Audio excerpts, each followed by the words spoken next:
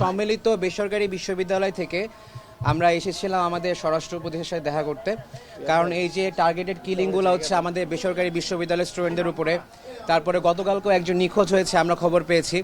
তো এই নিখোঁজ হওয়া, খবর পাওয়া, এই জিনিসগুলোর জন্য আমাদের আসলে আমরা 4টা দফা নিয়ে এসেছিলাম এখানে, যে আমাদের একটা তদন্ত কমিটি গঠন করতে হবে এবং আমাদের আরও কিছু প্রয়োজনীয় জিনিসপত্র দরকার আমাদের নিরাপত্তার স্বার্থে। এবং আমাদের দেখেন 16 তারিখের পরে কিন্তু 18 তারিখ থেকে বেসরকারি বিশ্ববিদ্যালয়ের স্টুডেন্টরা কিন্তু আন্দোলনের মাঠে ছিল দেখে আন্দোলন এগিয়ে গিয়েছিল এবং গণ অভ্যুত্থান রূপ নেয় এবং আমরা কাঙ্ক্ষিত জয়টি পাই। কিন্তু এখন আমাদের বেসরকারি বিশ্ববিদ্যালয়ের স্টুডেন্টরাই ওনারা খুবই এবং হচ্ছে ছাত্র জনতা যারা আছে নিরাপত্তাহীনতায় ভুগছে। কে কখন কোন জায়গা থেকে অ্যাটাক করে যায় না। আমি এখন এখান থেকে বের হওয়ার পর আমার জীবন ঠিক আছে কিনা আমি সেটা জানি না। আমি তো সব জায়গাতে অন্যায়ের বিরুদ্ধে কথা বলছি, ন্যায়ের জন্য কথা বলছি। ইভেন আমার সাথে এখানে যারাই আছেন সবাই অন্যায়ের বিরুদ্ধে এবং ন্যায়ের জন্য কথা বলছে।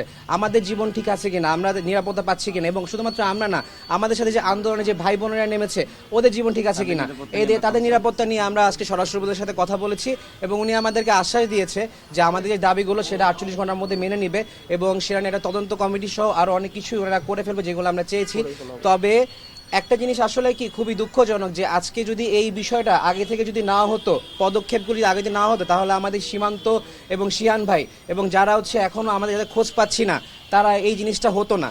আমি খুবই কষ্ট পাচ্ছি এবং আসলে যে দেশের জন্য আমরা এত কিছু করলাম, আমরা বেসরকারি বিশ্ববিদ্যালয় কখনোই আমরা হচ্ছে নিজেদেরকে সামনে আনি না, কিন্তু আমরা সামনে এনেছি কারণ আমাদের ছাত্র ভাই বোনদেরকে মারা হচ্ছিল, আমাদের ছাত্র ভাই বোনদের উপরে নির্বিচার হত্যা হচ্ছিল। এই কারণে গত 2 থেকে 3 সপ্তাহ যাবত ধরে যে গুপ্ত হত্যা হচ্ছে সেই গুপ্ত হত্যার ভিতরে আমরা একটা প্যাটার্ন লক্ষ্য করেছি এবং সেই প্যাটার্নের ভিত্তিতে আমরা এই 4 দফা দাবিতে উপনীত হয়েছি।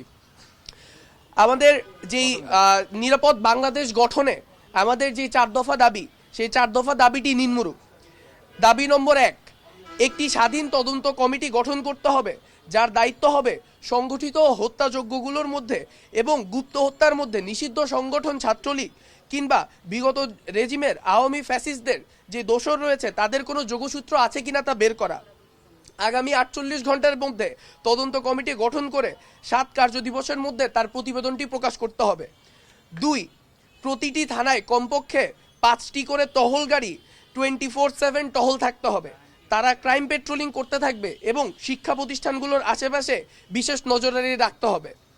3, প্রতিটি ওয়ার্ডের গুরুত্বপূর্ণ সংযোগস্থলে কমপক্ষে 4 সদস্য বিশিষ্ট নন লিথাল ওয়েপনধারী একটি প্লাটুন বা টিম নিযুক্ত করতে হবে। তারা ওই নির্দিষ্ট এলাকার পাহারাদারি করবে এবং এলাকায় কে ঢুকছে কিংবা বের হচ্ছে তার মনিটরিং করবে। এদের ক্ষেত্রে সরকারের পক্ষ থেকে তাদেরকে ভাতা নিশ্চিত করতে হবে। 4, বাংলাদেশ ছাত্রলীগকে নিষিদ্ধকরণের পরও এই জঙ্গি সংগঠনের সাথে সংশ্লিষ্ট অনলাইনে ও ময়দানে সক্রিয় সকল নেতাকর্মীদেরকে এবং তাদের সহযোগীদেরকে নির্মূল করার জন্য স্বরাষ্ট্র মন্ত্রণালয়ের অধীনে একটি টাস্কফোর্স গঠন করতে হবে।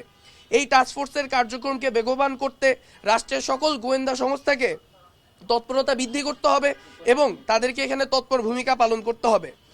আমরা আমাদের জায়গা থেকে স্পষ্টভাবে বলে দিতে চাই, উক্ত দাবিগুলি যদি আগামী 48 ঘন্টার মধ্যে পূরণ না হয় কিংবা এর প্রতি আমরা যদি কোনো দৃশ্যমান আচরণ না দেখি আমাদের এই দাবিগুলোর প্রতি, তাহলে আমরা এখান থেকে কঠোর পদক্ষেপ নিতে বাধ্য হব এবং সেই কঠোর পদক্ষেপ আমরা ঢাকা অচলের মতো আরো কঠিন পদক্ষেপ নিতে বাধ্য হব। আমাদের যে 4 দফা ছিল সেই 4 দফা নিয়ে আমরা স্বরাষ্ট্র উপদেষ্টা এবং তার বিশেষ সহকারী খোদাবক স্যারের সাথে আমরা কথা বলেছি এবং সে আশ্বস্ত করেছেন যে এই 4 দফা তারা বাস্তবায়নে কাজ করবে এবং তারা ছাত্র প্রতিনিধি নিয়ে তারা একটা তদন্ত কমিটি গঠন করবে। যেই কিলিংগুলো করা হয়েছে সেই কিলিংগুলো কোনো শুধুই কি ছিনতাইয়ের জন্য করা হয়েছে কিনা বা টার্গেট কিলিং কিনা এটা তদন্ত করে দেখার জন্য। এবং আমরা এখন পর্যন্ত গতকালকে থেকে ঢাকা বিশ্ববিদ্যালয়ের শিক্ষার্থী খালিদ এবং